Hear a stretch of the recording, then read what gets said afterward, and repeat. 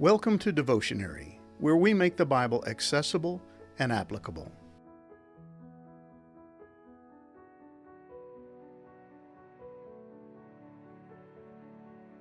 When you serve an incomparable God, you should learn to expect the unexpected. After all, He's the creator of the universe, and so there aren't a whole lot of things that are beyond His pay grade. But sometimes we need a reminder that our God is truly great. In the midst of the difficulties of life, it can be easy to question His power or to doubt His ability or willingness to save. But as we'll see in Isaiah chapter 41, verses 1 through 20, God's greatness becomes most visible and believable when we come to grips with our own smallness. His power is made perfect in our weakness. His glory shines best in the gloom of our own darkness. And while the people of Judah were struggling with their lot in life, God wanted them to know that He was there for them. But He also wanted them to know that He was behind all that was happening to them. When it came to the question of who was behind the looming threat of Babylonian invasion, God replied, "I, the Lord, I am He." The people of Judah may not have liked what was going on, but if they would only trust God, they would learn that His ways were always best.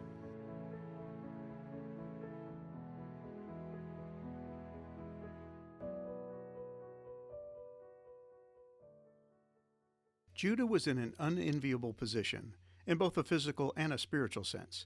It seems that they were located in the very epicenter of a region that attracted conquering nations like honey draws bees. If you look at any maps that reveal the extent of the Assyrian and Babylonian empires, you find Judah positioned precariously in the middle of all the action. The threat of defeat at the hands of more powerful nations was a constant reality.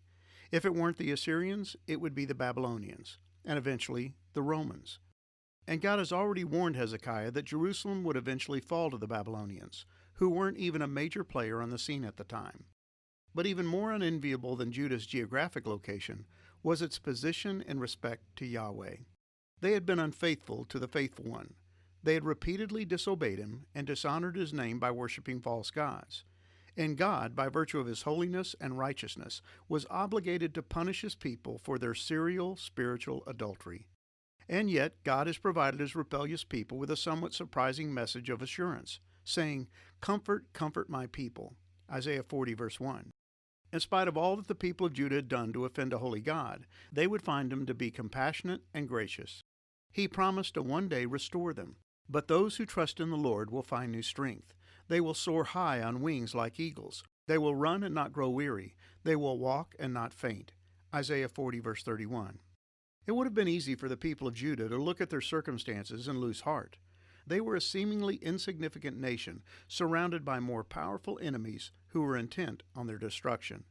What was Judah when compared to the world-dominating power of Assyria? What hope did they have when the 10 tribes of Israel to the north had fallen to Sennacherib and his forces? But in chapter 41, God assures His people that they have nothing to fear from these other nations. They were mere pawns in His hands, and their power was insignificant when compared with His. God summons as witnesses all the Gentile nations of the world. Like a prosecuting attorney in a court of law, He addresses them, delivering in no uncertain terms a defense of His sovereignty.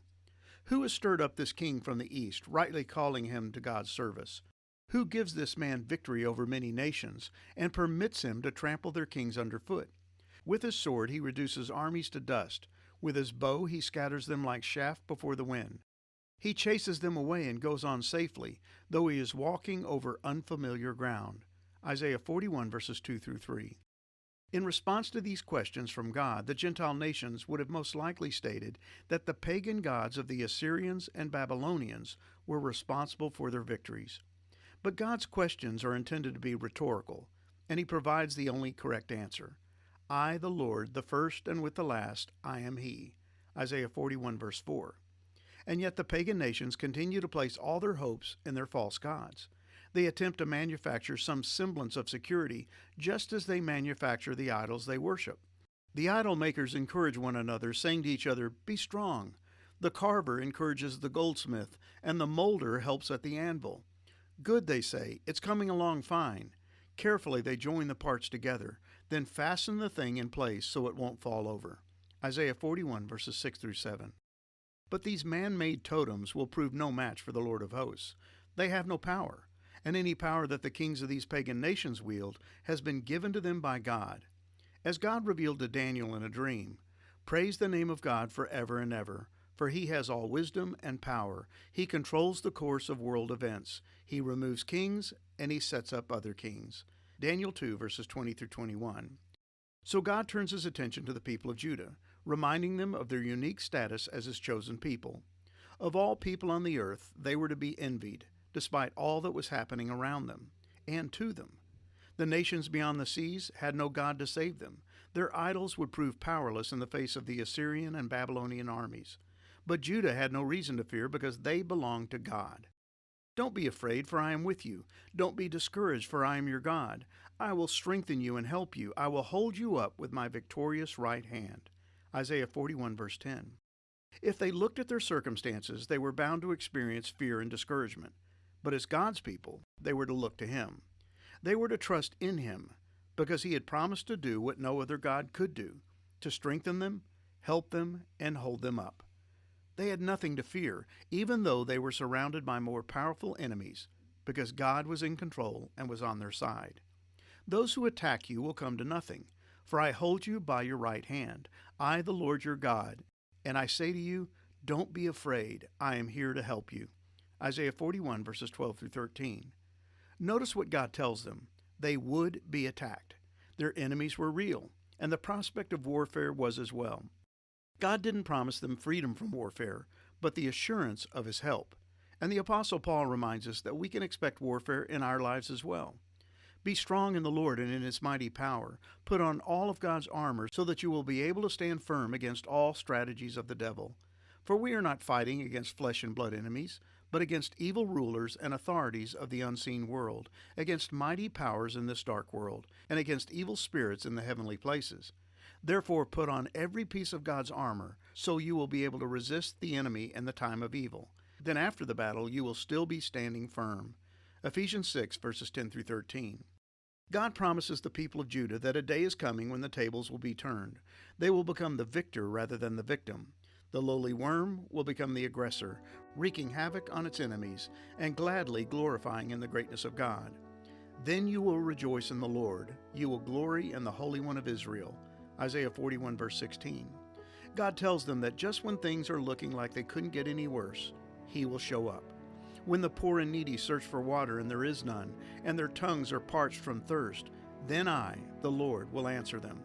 I, the God of Israel, will never abandon them. Isaiah 41, verse 17. At their greatest moment of need, their great God will show up, and he will provide for them in ways that are beyond their imaginations. He will work a miracle that leaves no doubt that their salvation was divinely ordained and orchestrated. And God tells them why he's going to act on their behalf. I am doing this so all who see this miracle will understand what it means, that it is the Lord who has done this, the Holy One of Israel who created it. Isaiah 41, verse 20. God's greatest works always appear at our greatest moments of need. It's in our periods of most intense crisis that God reveals his power and proves his faithfulness to us. It's when we need him most that God tends to show up best. It's in those times that he intervenes and says, I, the Lord, I am he.